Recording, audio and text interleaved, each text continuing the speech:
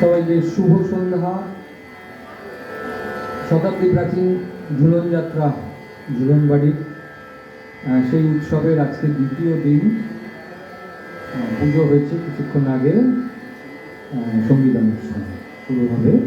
আজকে শিল্পী বেহালা বাদল পরিবেশন করবে শ্রী মনোজ বড়ুয়া।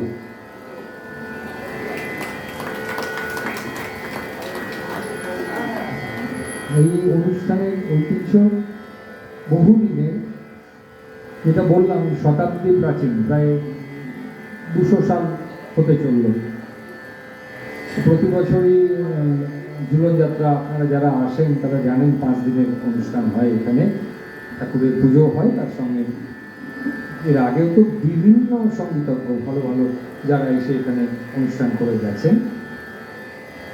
আজকের শিল্পী মনোজ বড়ুয়া, ও এসেছে অনেক দূরে, গুয়াহাটি থেকে এসছে। সঙ্গে তবলায় সহযোগিতা করছে আমাদের খুব প্রিয়, আমরা প্রতি বছরই পাই, শ্রী অশোক মুখার্জি। মনোজের ব্যাপারে একটু বলি, ওর সঙ্গে আমার দীর্ঘদিনের পরিচয়। রবীন্দ্রভারতী ইউনিভার্সিটিতে যখন পড়তাম সেই সময় এরা 2-3 জন এসেছিল গুয়াহাটি থেকে এখানে পড়াশুনো করতে।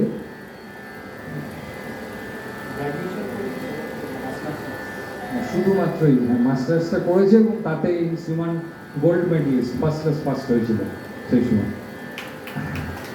আর কলকাতায় আসাতে মনোজের আরেকটা যেটা সুবিধা হয়েছিল, প্রাথমিক শিক্ষা সেটা ওর দাদার কাছে গুয়াহাটিতে।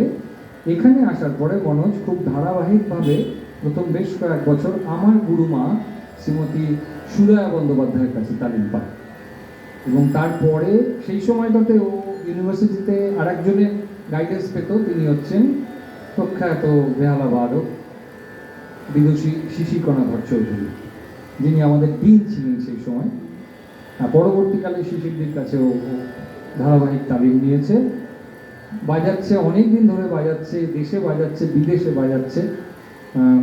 আর ওর আরেকটা স্পেশালিটি, যেটা যখন ভায়োলিনটা ধরবে বুঝতে পারবেন, আমাদের এখানে সারা ইন্ডিয়াতে খুবই কম, বোধহয় 2-1 জন হবে লেফট হ্যান্ডেড ভায়োলিন প্লেয়ার আছে, মানে ও তার মধ্যে একজন।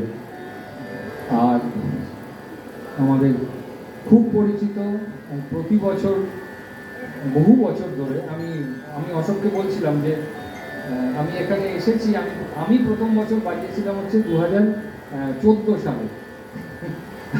আমি আর অশোক এখানে পারফর্ম করেছিলাম। অশোক তো তারও আগের থেকে বাজাচ্ছে।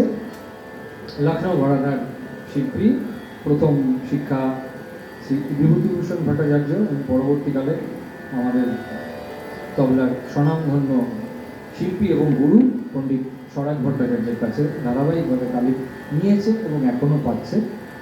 তো সবাই শুভেচ্ছা জানিয়ে শুরুও কাজ করবে।